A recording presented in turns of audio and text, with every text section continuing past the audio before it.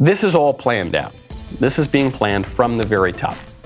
We actually saw a video from Louisville of a U-Haul truck being pulled up and Antifa / BLM / general leftist insurrectionists passing out pre-made signs, passing out armor, passing out tools that these rioters can use to attack cops and to attack civilians that they don't like.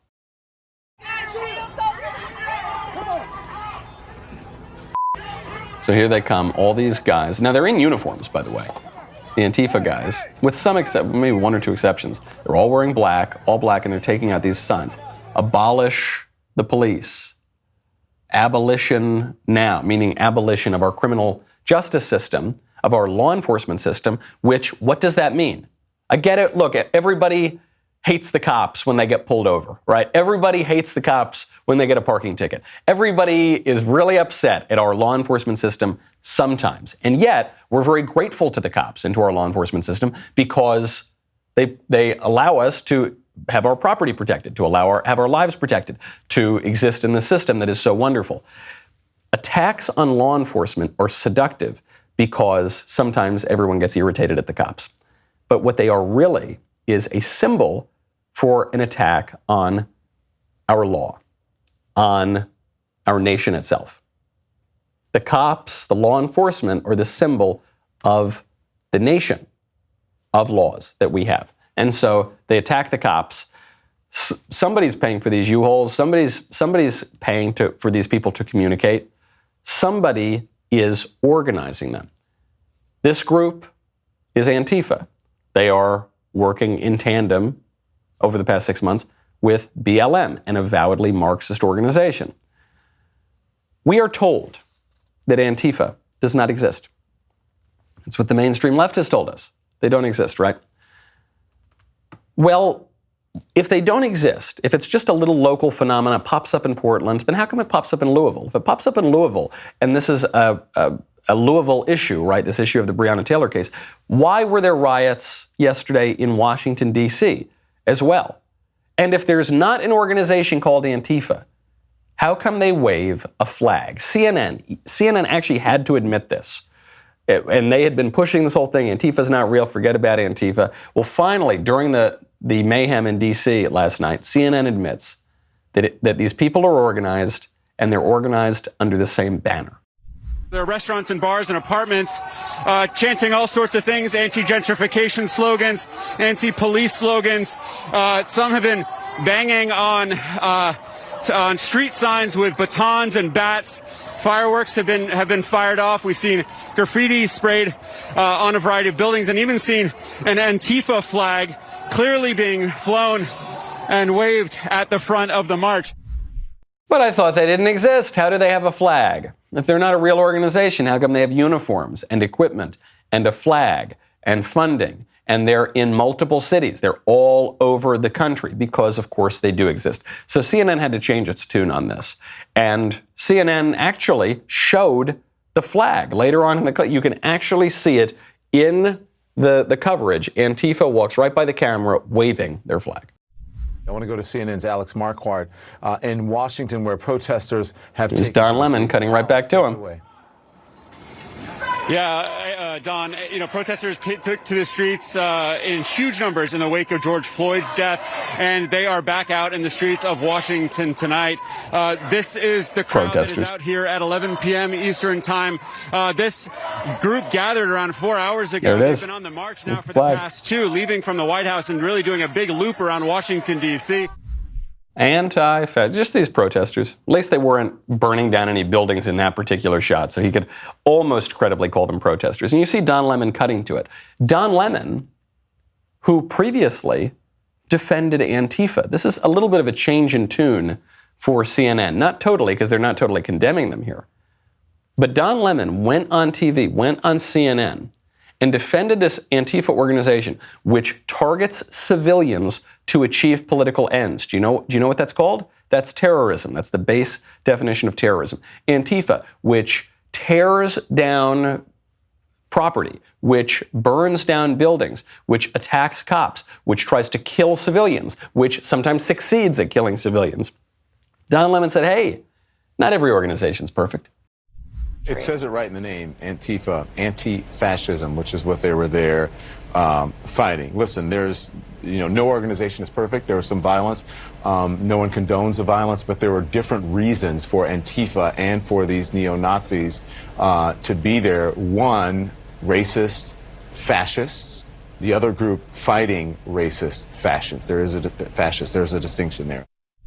Hey, look, Antifa, they're really good. They're anti-fascist. Okay, yes, sometimes they kill civilians. I guess that's not good, but no one's perfect. And look, nobody condones violence. But also, Antifa's really good. That was the compliment sandwich that Don Lemon prepared for Antifa, right? Big compliment, minor criticism, big compliment. But let's zoom in on that minor criticism. No organization's perfect. I guess that's true. Yeah, okay, they're a little violent. Yep, they're more than a little violent. No one condones violence. Well, that's not true. The left is condoning violence, not radicals even, not extremists, but leftists on Don Lemon's own network. I mean, he in his compliments is tacitly condoning the violence, but even his ostensibly more moderate counterpart, Chris Cuomo, is explicitly condoning the violence. Just a few weeks ago, Chris Cuomo goes on TV to defend the riots, and he says, wait a second, since when do protests have to be peaceful? And please, show me where it says that protests are supposed to be polite and peaceful. The First Amendment, that's where it says that you have a right to peaceably assemble, not a right to burn down cities. But just more evidence that, well, the left is going to tell you, as the cities burn and their poll numbers go down, so they have to start slightly going after Antifa, and they say, look, no one condones violence. They have been condoning violence this entire time, and they've been encouraging it the entire time. And now they're going to try to lie to you and tell you that they haven't. And they're going to tell you that Orange Man bad because he doesn't want a peaceful transfer of power. The left is engaging in political violence to steal political power away from the duly elected president. And they've been doing it for 6 months at least. I don't ever want to hear that word come out of their mouth again. Peace, peaceful. They've lost their privileges to use that word. They've lost their privileges to lecture me on the peaceful transfer of power. When you use violence and you try to steal an election, I'm done. Why are we even having this conversation with them anymore? Next time some reporter asks Trump that question, he shouldn't even give it. He should just move on. Move on to the next reporter who's going to ask another stupid question. And I actually don't even mean just to attack the mainstream media here. They are just tools pushing this violence. The intellectual heft pushing this violence goes much deeper, goes into the heart of academia. So you might be asking, okay, there's this totally fine grand jury decision that comes out in the Breonna Taylor case, which has been completely misrepresented by the mainstream media. And that's fine, that's in Louisville. Why are there riots in D.C.? Well, okay, I'll do you one more.